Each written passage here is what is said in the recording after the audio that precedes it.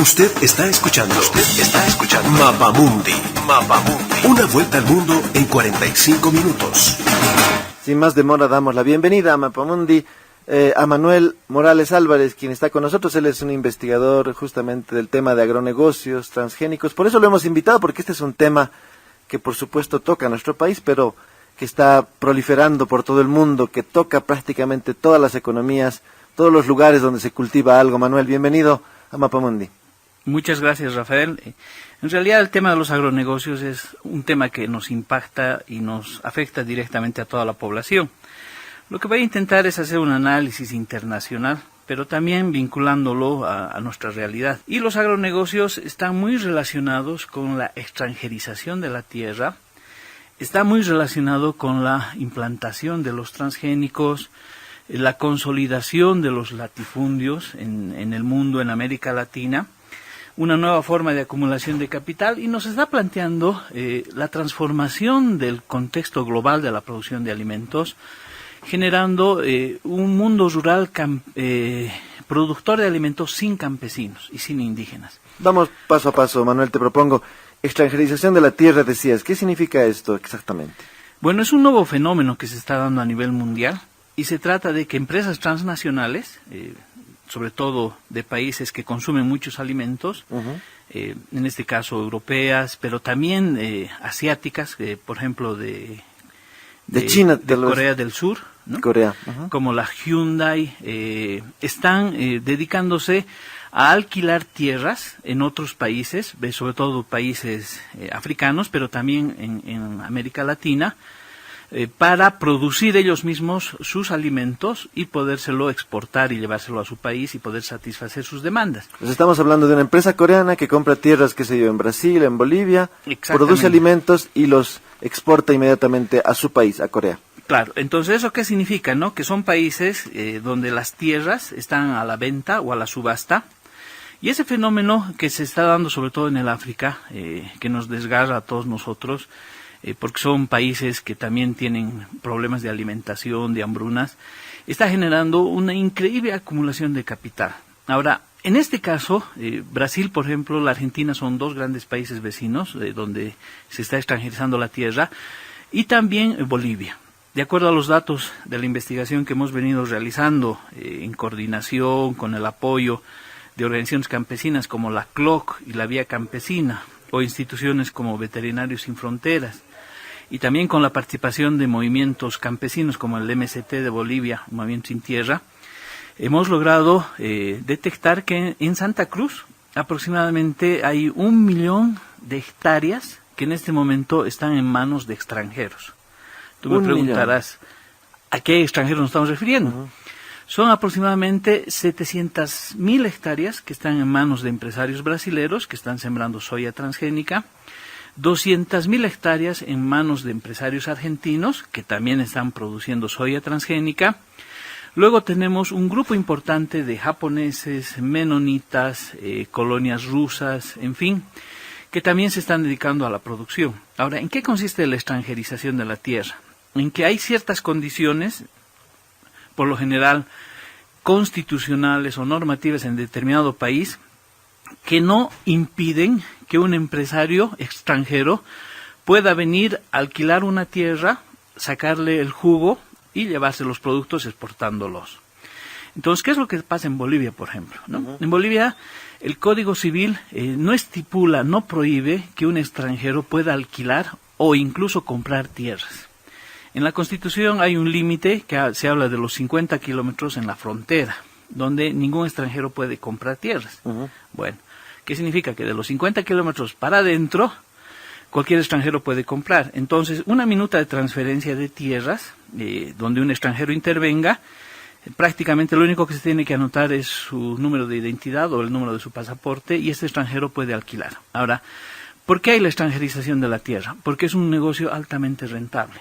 Los sectores latifundistas que en Bolivia han acaparado tierras y que no los están explotando, han encontrado en el alquiler de sus tierras un fabuloso negocio. Entonces se está alquilando, por decirte algo, a $1,000 la hectárea.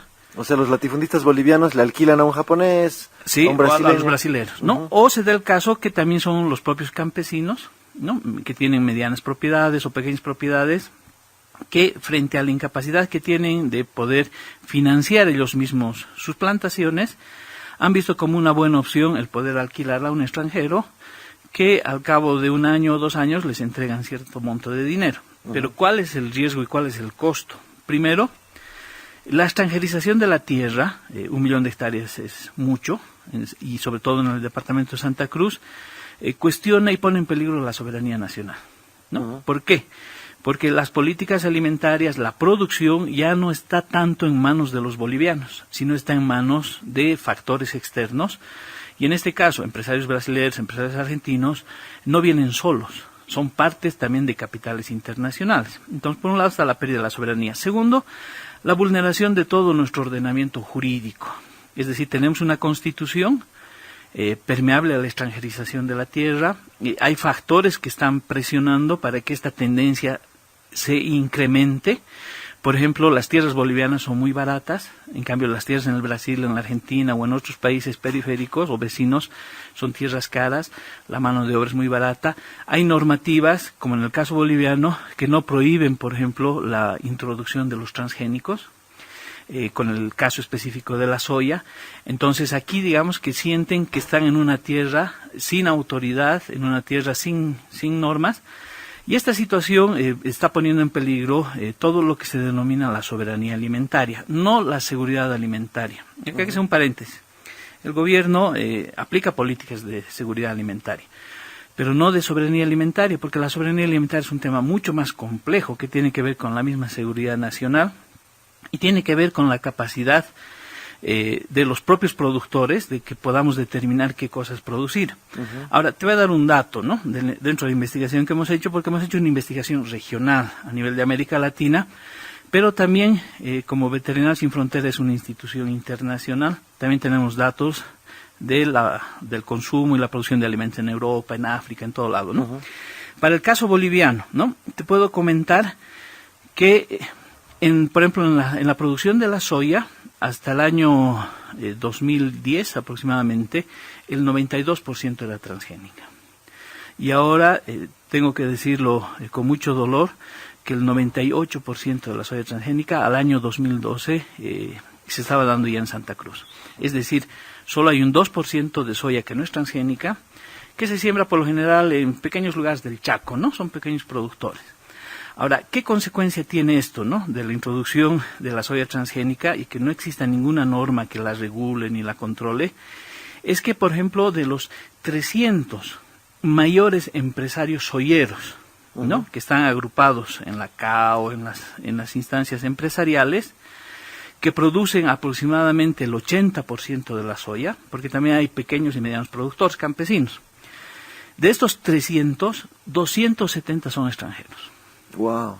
Entonces, el dato es terrible, y lo que nos está preocupando entonces es que hay una tendencia, te das cuenta, no están yendo paralelo la extranjerización de la tierra, la introducción de la soya transgénica, pero esto tiene consecuencias políticas y económicas. Te voy a poner algunos ejemplos. En América Latina estaríamos viviendo el nacimiento de una especie de una república soyera. Si juntamos los cultivos de soya del Brasil, la Argentina, Paraguay, Bolivia y Uruguay, ¿no?, donde ahora se ha introducido soya transgénica, estaríamos viendo que es casi una república soyera, donde estos extranjeros son los que invierten y determinan la producción y la exportación de este producto. Y esta república soyera estaría básicamente actuando con sus propias leyes, ¿no? Entonces estarían vulnerando todas las normativas nacionales, en fin. Ellos deciden dónde producir, qué producir, de qué manera hacerlo. Exactamente, ¿no? Y lo peligroso de esto es que este agronegocio, que luego seguramente lo vamos a conceptualizar, si te das cuenta, está barriendo, o está atravesando, o está permeabilizando todo este conjunto de supuestos gobiernos progresistas, populares, campesinos, proindígenas que existen en la región. El caso de Lugo, por ejemplo, el presidente de Paraguay, que fue derrocado a través del Parlamento, es un ejemplo dramático de lo que está sucediendo. O sea, la producción en el Paraguay es el doble de la producción que tiene Bolivia.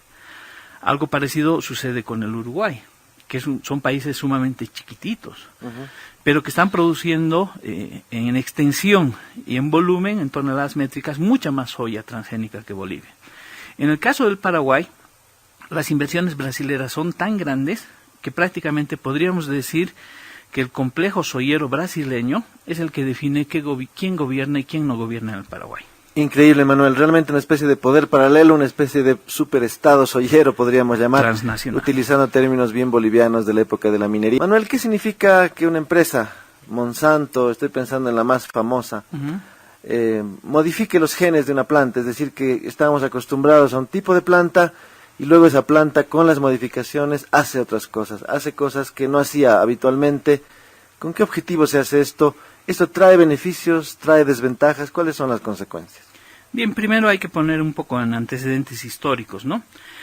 No aparecen los transgénicos en la alimentación de la nada, sino que estos se han derivado de una serie de experimentos que se han hecho con armas químicas. Entonces ya en Vietnam, por ejemplo, en la guerra de Estados Unidos contra el pueblo vietnamita, se utilizaban una serie de armas químicas, ¿no? Como el napalm, las bombas de fósforo, en para fin. Destruir la vegetación, ¿no? Exactamente, ¿no? El pesticida naranja, en fin, ¿no? Entonces ahí ya la industria militar empezó a utilizar elementos químicos, ¿no? Para dañar al contrincante. De ahí surge una fábrica que es emblemática, ¿no? Una transnacional que es Monsanto, ¿no? Que actualmente es una de las más grandes, y desde el año, aproximadamente desde los 70, empiezan a producir dos cosas al mismo tiempo. En primer lugar, semillas modificadas genéticamente que posibilitan en esta manipulación que la semilla, por ejemplo, pueda crecer en ambientes secos o en ambientes más húmedos, o que pueda hacer frente a algunas plagas animales, ¿no? Insectos. Pero para eso no solamente se hace la modificación, sino que se le acopla un fungicida, un agroquímico, ¿no? En este caso concretamente el pesticida es el famoso Roundup, ¿no? Que actualmente se está utilizando, por ejemplo, que es el glifosato, su otro nombre, que actualmente se está utilizando en fumigaciones en áreas de Colombia contra la insurgencia de las FARC y el ELN. Entonces, es al mismo tiempo un arma química. El glifosato mata insectos. Mata insectos, pero si te llega a vos y te rocían, también te contamina el agua, te contamina tus propios alimentos, ¿no? Pues es un veneno para todo. Es un veneno para todo, mata todo tipo de animales, pero digamos, la semilla transgénica es resistente al glifosato. O sea, en eso ha consistido la genialidad, entre paréntesis, de la Monsanto.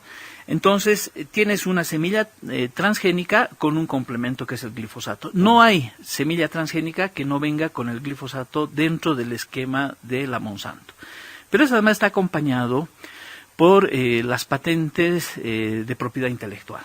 Es decir, estas empresas transnacionales, todos los descubrimientos o todas las manipulaciones genéticas que realizan, lo patentan.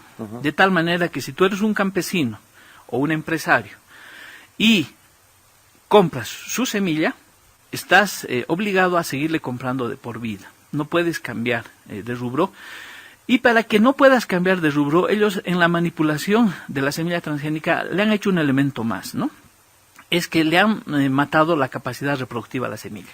Pues es una planta que no produce semillas. No produce semillas. ¿Por qué? Porque el negocio, y ahí está el carácter capitalista además, es que tú, una vez que le has comprado su semilla transgénica, le vuelvas a comprar nuevamente la semilla transgénica. Claro, porque no puedes tener semilla por ti mismo. Exactamente. Entonces, este indicador es muy importante, es un indicador empírico, pero por ejemplo, cuando alguien compra maíz transgénico, se da cuenta que es transgénico porque no puede luego sembrar con ese maíz.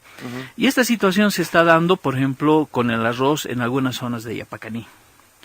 Entonces, ¿qué significa esto? Que si un productor te dice que su arroz tiene una semilla chuta, que de su propia producción de arroz no puede sacar otra plantita, eso significa que estamos hablando de un arroz transgénico, ¿no? Bien, ahora, esta historia de los transgénicos se ha ido multiplicando, ¿no? Porque a un principio únicamente se producía en determinados países, ¿no? Pero en algunos países como Europa hay una normativa que está prohibiendo la producción de alimentos transgénicos. Entonces, ¿qué están haciendo las transnacionales? Están moviendo la producción mundial a los países como los nuestros en América Latina. Donde no está prohibido. Donde no está prohibido y donde algunos gobiernos están cambiando también de actitud.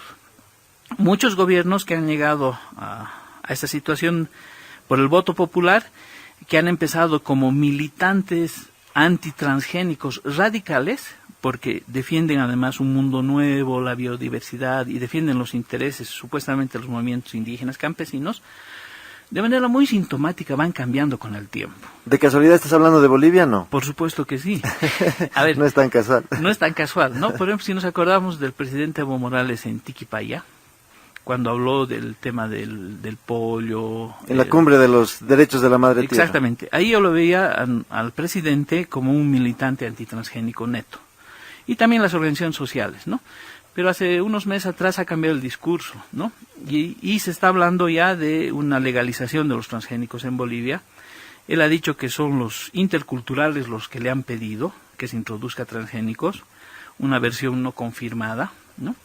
Y por otro lado, el presidente ha dicho que ya ni modo, no sé, ya no podemos hacer más porque no hay ningún sector que por sí solo pueda autoabastecernos de alimentos, dando a entender que es importante que los empresarios introduzcan los transgénicos en algunos productos para garantizar la seguridad alimentaria. Viéndolo ya como un mal necesario. Sí, sin embargo, eso es sumamente peligroso, no nos han consultado y por otro lado vulnera varias disposiciones que tenemos. Porque estamos hablando de una producción, volveremos al tema del caso de la soya, 98% de la soya es transgénica, y alguna gente dice, bueno, no nos afecta mucho. ¿Por qué? Porque en primer lugar, la torta de soya sirve de alimento para las vacas, sirve de alimento para los chanchos, y también sirve de alimento para el tema de los pollos, ¿no? Entonces dice, no hay mucho problema porque no nos está llegando de manera directa. Sin embargo, esos tres productos luego los consumimos nosotros. A través de la carne. A través de la carne, ¿no? Pero ya no es la carne producida por campesinos. Y ahí es donde vemos cómo los están desplazando de la economía del país. Sino que la carne, sea la carne de chancho, ¿no? La carne de cabaña, la carne de vaca y la carne de pollo, las industrias avícolas, ya son empresas que están ligados al sector agroindustrial. Pero aquí viene el tema más terrible, ¿no? Es que la totalidad, casi la totalidad del aceite que consumimos proviene de la soya transgénica. Entonces sí estamos comiendo productos transgénicos. Tenemos un viceministerio de defensa del consumidor que no dice nada, que no hace nada, no hay ningún estudio, no se está precautelando la salud de la población, tampoco nos han consultado. Ahora, el tema de la soya transgénica es mucho más amplio. Mira, hace años atrás nuestros animalitos, el perrito, el gatito, le dábamos como alimento su huesito, su lagüita, ¿no? Sí. Ahora hay un cambio en las conductas alimentarias, fruto de que también la industria de alimentos está presionando mediáticamente. Entonces el día de hoy, por ejemplo, para nuestro perrito, qué mejor que regalarle galletitas Dog Chow, al gatito tal cosita, ¿no? Y esos productos que están yendo a nuestros seres más queridos, digamos, nuestros perritos, nuestros gatitos, sí, están siendo elaborados con los saldos de la soya transgénica, que lo que elaboran en les llega a Colombia y ellos. demás, les llegan a ellos. ¿Cuál es la consecuencia de todo esto? Cada día más hay personas que están enfermas, que les están produciendo cáncer y nadie sabe cuál es la causa. El cáncer se ha vuelto algo muy común, muy habitual. Muy común, muy habitual. Entonces, ¿qué necesitamos? Necesitamos un gobierno que establezca verdaderas políticas de defensa de los consumidores. Creo que ha llegado el momento de que en Bolivia se haga un alto y se pregunte al Estado y a los productores de soya qué producción transgénica nos están vendiendo, ¿no? ¿Quién lo está regulando? Y te cuento, para equilibrar las cosas y para que veas que no solo es el gobierno central el malo, Rubén Costas, a través de un centro de estudios de adecuación tecnológica, este año está destinando 22 millones de bolivianos del presupuesto de la Gobernación de Santa Cruz para financiar a los productores soyeros en la modificación genética de sus productos. O sea que también en las gobernaciones se cuecen habas y tenemos poderes regionales que están promoviendo esto. Por lo visto es un enorme negocio. Manuel, lamentablemente no tenemos más tiempo.